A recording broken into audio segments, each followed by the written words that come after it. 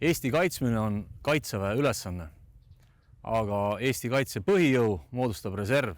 Selleks, et reserv töötaks väga hästi, peab reserv käima treenimas ja õppimas ehk siis õppekogunemistel. Me teame, et reservväelaste õppekogunemist mõjutab väga palju see, kas neid toetatakse. Kas neid toetatakse sõprade poolt, pere poolt, kooli, tööandja, ettevõtja või terve ühiskonna poolt. Et tunnustada neid ettevõtteid ja neid inimesi, on Kaitseministeerium otsustanud välja kuulutada konkurssi. Konkursile saab selliseid riigikaitset toetavaid asutusi, ettevõtteid või inimesi esitada kuni 4. juunini Kaitseministeeriumi koduleheküljel. Need, keda otsustatakse tunnustada, saavad kätte oma autasud 19. juunil kaitseministri, kaitsejuhataja ja Kaitseliidu ülema käest. Märgake neid, kes toetavad Eesti riigikaitset.